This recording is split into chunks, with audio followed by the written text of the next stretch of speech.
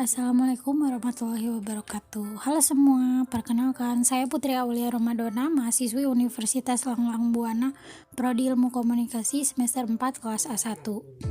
Dalam kesempatan ini, saya akan mempresentasikan salah satu materi etika komunikasi. Kita mulai dari etika komunikasi massa. Salah satu tujuan kita mempelajari ilmu komunikasi terletak pada dimensi komunikasi yang etis. Etika dapat diartikan sebagai sekumpulan prinsip moral atau nilai-nilai. Standar etika dapat berbeda dari satu disiplin ilmu dengan disiplin ilmu yang lain. Dalam disiplin ilmu komunikasi, seperangkat etika komunikasi telah diadopsi ke dalam berbagai konteks komunikasi dan bidang komunikasi. Beberapa di antaranya yang telah kita pahami adalah etika komunikasi bisnis, etika komunikasi antar pribadi, dan etika public relation. Berbagai isu yang terkait dengan etika juga menjadi perhatian dalam konteks komunikasi massa. Sebagaimana konteks komunikasi lainnya, komunikasi massa pun tidak dapat dilepaskan dari masalah-masalah etika, karena dalam komunikasi massa berbagai macam sumber daya digunakan untuk mengirimkan informasi kepada halayak.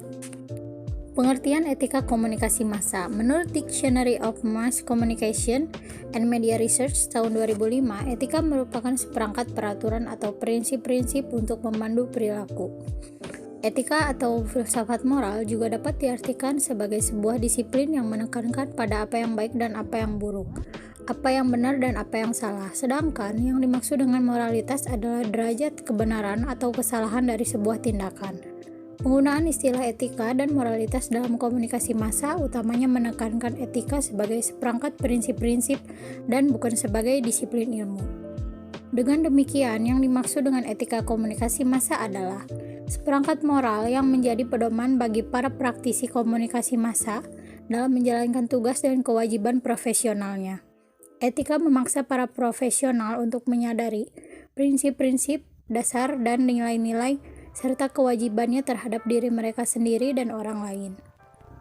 Etika memaksa para profesional untuk memutuskan bagaimana untuk hidup, bagaimana untuk mengawal hubungan antara dirinya dan orang lain, bagaimana ia berpikir, bertindak, dan bereaksi terhadap orang-orang serta berbagai isu yang ada di sekitar mereka.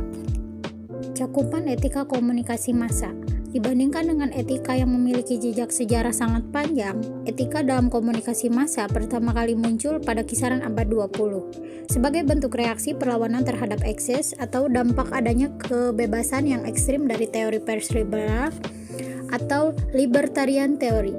Cakupan etika komunikasi massa terkait dengan peraturan kepemilikan media dan globalisasi dan representasi keragaman.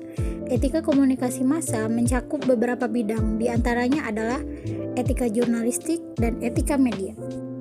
Etika jurnalistik merupakan bagian dari etika komunikasi massa. Konsep awal etika jurnalistik adalah untuk melayani kemanusiaan dibandingkan mencapai tujuan jurnalis sendiri. Yang dimaksud dengan etika jurnalistik adalah cabang filsafat yang membantu para jurnalis untuk menentukan bahwa apa yang dilakukannya adalah benar dan memberikan standar bagi para jurnalis di mana ia dapat menilai berbagai tindakan adalah benar atau salah, baik atau buruk, bertanggung jawab atau tidak bertanggung jawab. Lebih jauh, etika jurnalistik didefinisikan sebagai jurnalistik yang baik atau jurnalistik yang buruk, serta berbagai kewajiban yang dimiliki para jurnalis sebagai sebuah profesi.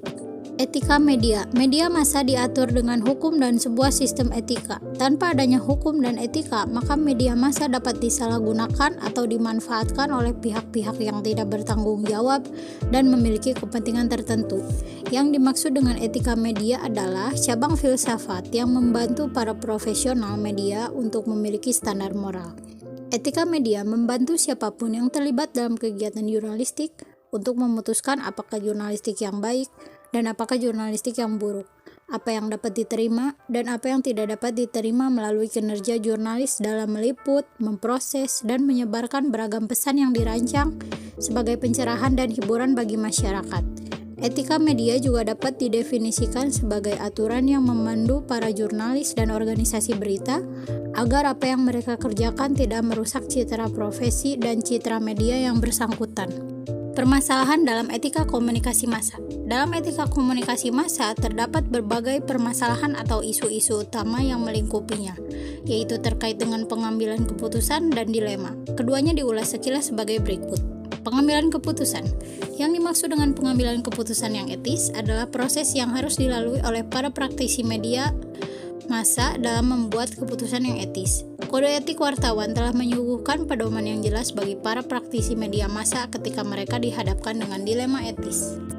Pendapat para ahli. Para ahli berpendapat bahwa dua hal yang dibutuhkan oleh para praktisi media massa untuk membuat keputusan yang baik yaitu: pertama, pemahaman yang baik tentang etika dan konsep serta proses pengambilan keputusan yang etis. Kedua, seperangkat aturan untuk membuat keputusan. Pendapat ahli lainnya yaitu Ralph Potter, seorang ahli etika, telah mengembangkan proses pengambilan keputusan yang dikenal dengan sebutan Potter Box. Menurut Potter, terdapat 4 tahapan yang harus dilalui untuk membuat keputusan yang etis, yaitu mendefinisikan situasi, biasanya dengan menjawab sebuah pertanyaan sederhana, misalnya haruskah para jurnalis terikat dengan perilaku, mengidentifikasi nilai-nilai yang penting, mengidentifikasi prinsip etis formal, biasanya kode etik masyarakat jurnalis profesional, memilih setia atau loyal terhadap dirinya sendiri, organisasi media berita, sumber, dan masyarakat. Permasalahan dalam etika komunikasi massa yang selanjutnya adalah dilema. Yang dimaksud dengan dilema etis adalah sebuah situasi di mana seorang individu atau sebuah organisasi media berita harus memilih antara dua atau lebih akibat tindakan yang masing-masing menjanjikan konflik dalam nilai atau tidak ada kesepakatan mengenai proses atau hasil yang diinginkan bersifat etis. Terima kasih atas perhatiannya. Mohon maaf apabila ada kesalahan dalam presentasi atau pengucapan kalimat. Akhir kata, wabillahi taufiq wal hidayah. Wassalamualaikum warahmatullahi wabarakatuh.